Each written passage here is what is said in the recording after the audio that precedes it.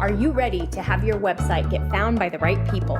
Are you looking to rank at the top of Google so you get more traffic to your website? Are you ready to learn how to use SEO and content marketing to grow your organic traffic? If so, you are in the right place, my friend. Welcome to the Simple SEO Content Podcast, where I show you how to combine the power of SEO, search engine optimization, and content marketing to build your like, know, and trust factor with your audience, which allows you to get found by the right people and turn those visitors into buyers. No more frustration or confusion, and no more time wasted wondering if you're doing your SEO right. It's time to learn how to use SEO and content marketing to grow your business.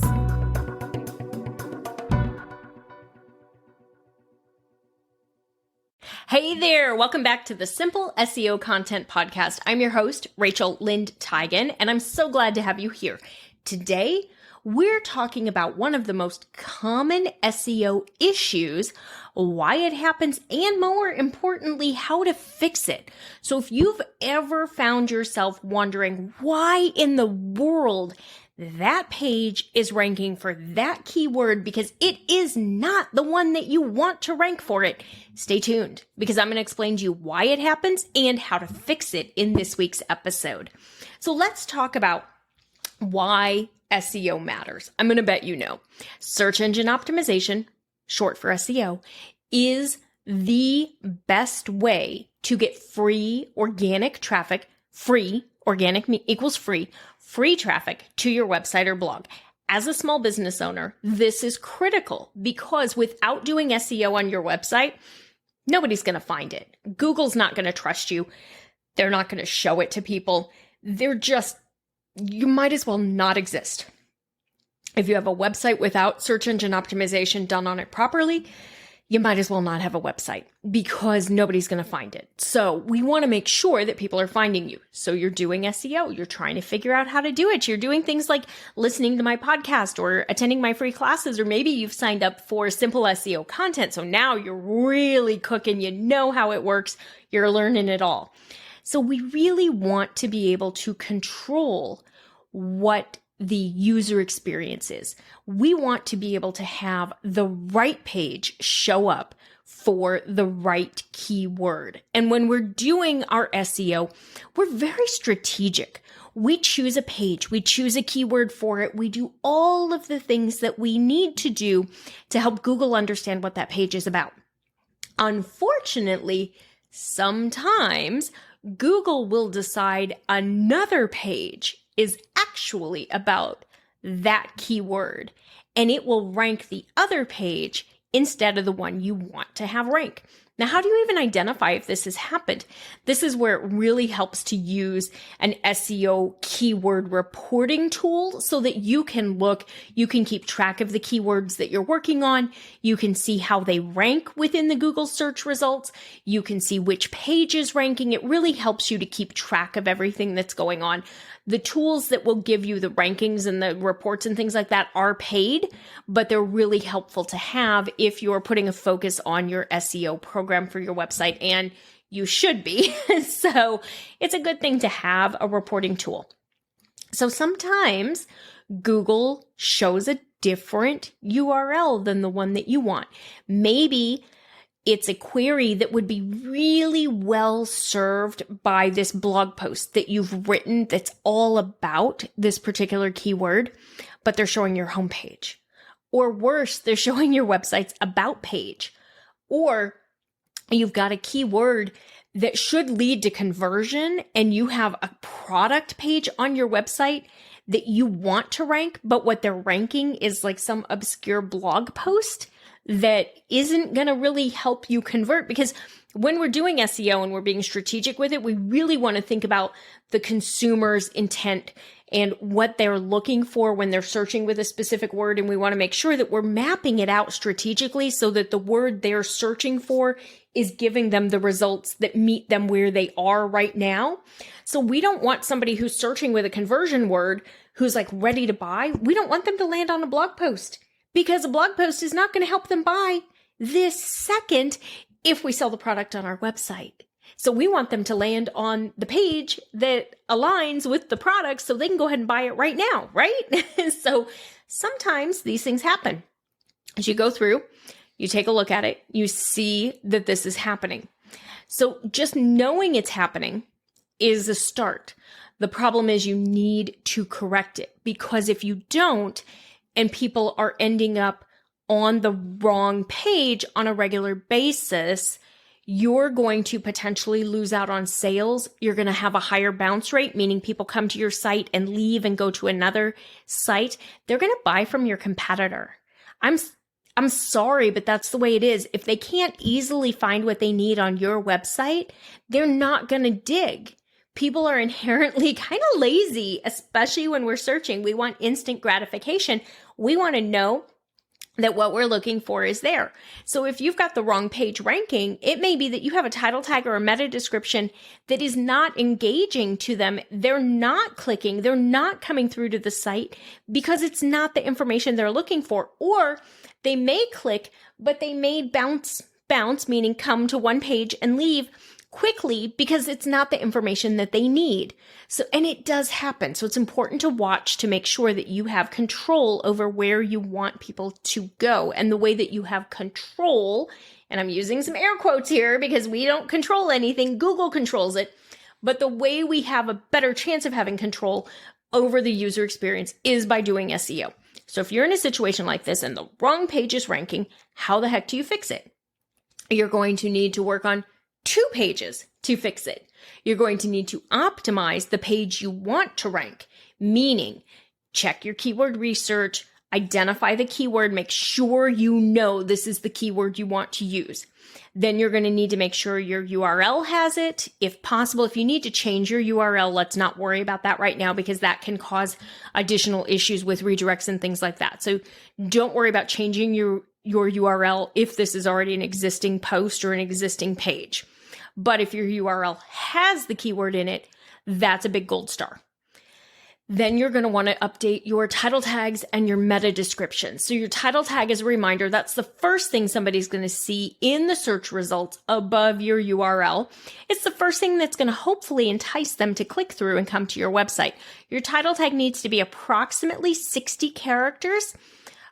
56, they say, is ideal. I don't know why. I just know that I was taught 56 is the ideal number. So Google is only going to show up to 56 to 60 characters before it's going to truncate. So if you want control of the messaging, you need to have a maximum of 60 characters in your title tag. That's what's going to show up above the URL. That's the very first thing your ideal customer is going to see that is going to entice them to potentially click and come through to your website. Then you have your meta description. Your meta description shows up under the URL in the search results. So again, these are both things that your ideal customer is going to read to potentially come to your website. They're not going to see them once they click through to your website. This is in the code on the back end and it shows up in Google. You want to use your keyword in the meta description. Your meta description, you have a maximum of 160 characters. That includes spaces. So make sure you're doing a real quick check, like in Google Sheets or Word or whatever program you're using to check your character count and make sure that you're under 160 characters, including spaces, because again, Google will truncate your message if you go longer than that. So make sure you've got that. You're in the best practices zone. If you want this to be easier for you, grab my SEO content quick start guide. It is on the freebies page on the website at schmarketing.com/freebies, or make it super easy. DM me the word SEO on Insta, and the little chat bot there will help you and get you signed up and get it sent over to you. It's awesome. I can't believe I got it to work, but it's awesome. So the little chat bot will take care of you and get you the SEO content quick start guide as well.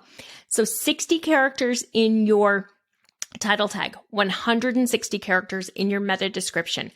Those need to have whatever keyword you want this page to rank for. Then you also need to make sure you're using the keyword in the copy on this page so that it makes sense. It naturally sounds like that's what this page is about. Then you're going to want to use the keyword in your image file name. So whatever image you're putting on this page or images, go ahead and use your keyword in the image file name.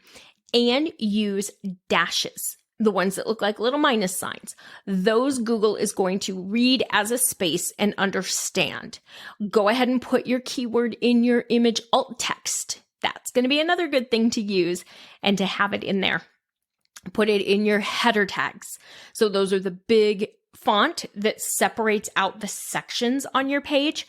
Most website builders use an H1 tag by default. They use your page name as your H1 tag or your blog post name. This is great as long as your keyword is in there. So generally, whatever your page is about, your keyword is going to be in that title. You should be fine. If you have like a blog post and it's 3 points, 3 steps, 3 whatever, your steps 1, 2, and 3, those are going to be H2 tags because those are the sections of your page. And then if you're breaking step 1, 2, or 3 down further, that's where you're going to use an H3 tag to support your subsections. So that's really what you need to do, is just follow the process to optimize the page you want to rank for that keyword. Then you're not done yet. You need to de-optimize the page that is currently ranking, because the page that is currently ranking very likely uses the keyword in some of these same elements. And in order to get it to not be the one that Google shows, you need to change the optimization. So I want you to take a look at the page that is ranking and determine what other keyword you could use for this page. So I want you to choose a new keyword, and then I want you to go through the same process and remove the keyword that you're now going after the new page for. And I want you to edit this current page. Now, if you need to edit the URL, if it's in the URL, don't worry about doing that, because the redirects and all of that can be difficult and can pose issues for SEO. So let's not worry about that today. But let's go ahead and make changes to the title tag, the meta description, the copy, the image file name, any of those elements. Give them a new keyword. Write new ones that follow best practices. And by optimizing one and de-optimizing the other, you should in time be able to fix your ranking issue and get the right page to rank. And when the right page ranks, you should have better results, because your ideal customer now is finding information that's relevant to their query. They're more likely to engage, to buy, to sign up, whatever it is that you're hoping that that conversion is on that page. All right, if you have any questions about how you fix your issues if the wrong page is ranking for a keyword, DM me on Instagram at Etched Marketing Academy, or leave a comment in the notes on YouTube for the video, and I will respond back and we can chat about it. Thanks for being here. I'll see you next week.